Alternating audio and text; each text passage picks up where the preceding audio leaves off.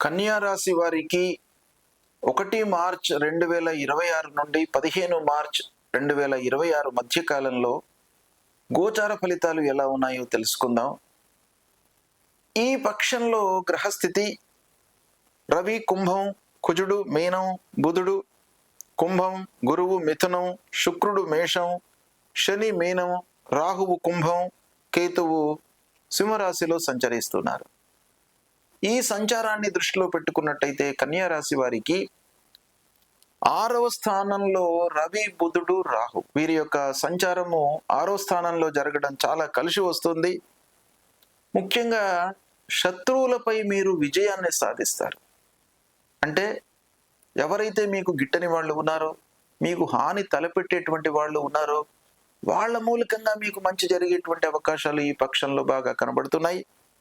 Court వ్యవహారాలలో పూర్వము నుండి పెండింగ్లో ఉన్నటువంటి కేసుల లోపల కూడాను మీకు ఈ పక్షంలో అనుకూలమైనటువంటి తీర్పులు వచ్చేటువంటి అవకాశం, ఉద్యోగస్తులకు ఉద్యోగంలో కష్టానికి తగినటువంటి ప్రతిఫలం ఉంటుంది.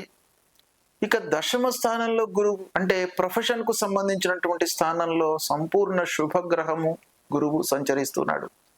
గోచార రీత్యా ప్రతికూలమే అయినప్పటికీ ఆ శుభగ్రహ యొక్క సంచారం మూలకంగా కొంత మీకు గౌరవము లభించేటువంటి అవకాశాలు ఉంటాయి. ఉద్యోగస్తులకు కూడాను ఆఫీసులో ఆదరణ లభిస్తుంది. తోటి ఉద్యోగులలో మీకు మంచి పేరు లభిస్తుంది. అధికారులు మిమ్మల్ని ఆదరించడం ప్రధానంగా ఈ పక్షం లోపల కనబడుతుంది. ఇక కుజుడు, శని సప్తమ స్థానంలో సంచరిస్తున్నారు. ఇది కొంత ఇబ్బందికరమైనటువంటి సంచారం. తద్వారా మనకు ఏమవుతుంది, దంపతుల మధ్యన అన్యోన్యత లోపించేటువంటి అవకాశాలు ఉన్నాయి. ఈ పక్షం లోపల అనవసరమైనటువంటి వాగ్వివాదాలు, ఏదో అంశం ముందుకు రావడము, తద్వారా ఇద్దరు గొడవ పడడము, అలాంటివి ఫ్రీక్వెంట్గా జరిగేటువంటి అవకాశాలు ఒక పక్కన కనబడుతున్నాయి. వ్యాపారస్తులు భాగస్వాములతో కొంత జాగ్రత్తగా ఉండాలి. ఇక శుక్రుడి యొక్క స్థితి అష్టమ స్థానంలో ఉంది.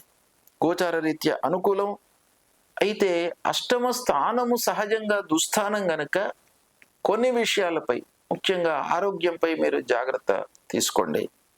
కుటుంబంలో మిశ్రమ ఫలితాలు ఉంటాయి. మిత్రుల సహాయ సహకారాలు లభిస్తాయి. విదేశీ ప్రయాణాలు మీకు అనుకూలిస్తాయి. విద్యార్థులకు కలిసి వస్తుంది.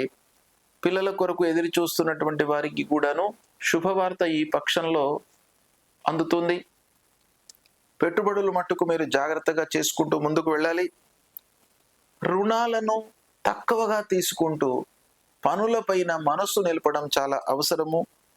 అప్పులు తగ్గే సూచనలు కనబడుతున్నాయి. అంటే మీరు రీపేమెంట్ చేసేస్తారు. ఆదాయం మీకు కొంత అనుకూలం అవుతుంది. ఏదో రకంగా మీరు రిపే చేస్తారు. వాహనముల మూలకంగా కొంత జాగ్రత్త అవసరము. ధైర్యం పెరుగుతుంది. ఇక కన్యా రాశిలో జన్మించినటువంటి మహిళలకు బాగా అనుకూలమైనటువంటి పక్షం.